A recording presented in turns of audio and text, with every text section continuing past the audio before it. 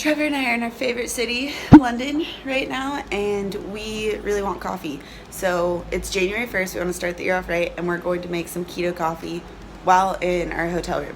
So I'm going to be sharing with you guys exactly how to do that and all the tips that I do on how to make keto coffee in the hotel room today. The first step right now, we're walking over to get coffee. Usually, right, Trev, we make our own coffee. We bring like the whole setup with like the French press and the pre-ground coffee, but it was really difficult to travel international with that because I was scared that it would get crushed in my checked bag and that glass would get everywhere. So I decided to opt out on that because I know that there's at least organic coffee here, and worst case scenario, it's not, you don't know if it's totally mold free when it's organic, but at least it's organic. So we're heading over to Pret, and we're gonna go get some black coffee for the base of our keto coffee.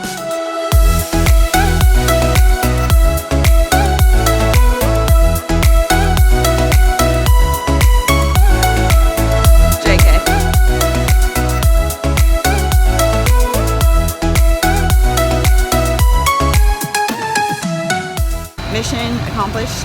Just got our pet ready for coffee, Trev? Yeah. Okay, we just made it back from getting coffee from Pret. So Pret is organic, and it's one that I don't really get anxiety from. So, I mean, I don't know if it's mold-free, but it doesn't induce my anxiety. So I love that it's organic, and that's the one that I'm using just because it's easier when you're traveling, especially abroad, to just get your coffee.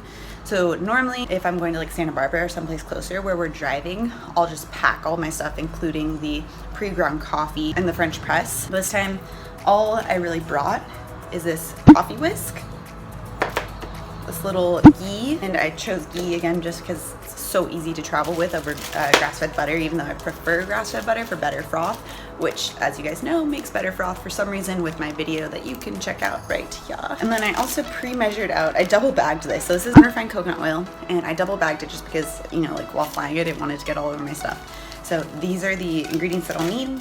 This is also pre-measured. I believe it's, let's see. So it has 4 teaspoons in here. So I'm gonna probably use about half of this for my keto coffee. Pro tip, either get a larger coffee cup so that the coffee isn't filled all the way to the top, or pour some out. I forgot to get a larger coffee cup, so I just poured some out, and that's so it doesn't splash everywhere when you go to blend it together. I'm using this coffee whisk because it's so easy to travel with. It's battery operated, so you don't have to worry about plugging it in or anything. That's how it works. You just click a button and that's it. I'm going to be whisking in the ghee and coconut oil, and the reason why you don't want to just stir it is because then it floats at the top. It doesn't get frothy. It's kind of gross.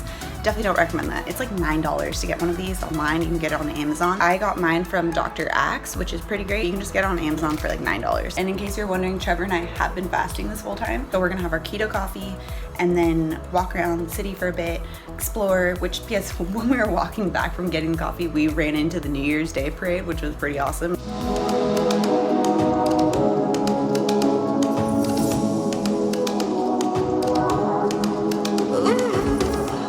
But let's get started making this coffee. So I'm gonna be making it right here, as you can see, but just look how great this view is. This is just from our room. This is the St. Pancras Hotel. A pretty central location, which I'm really excited about, but that's really beautiful. Okay, so first we're going to add in the coconut oil. Let's see if I can do this one-handed.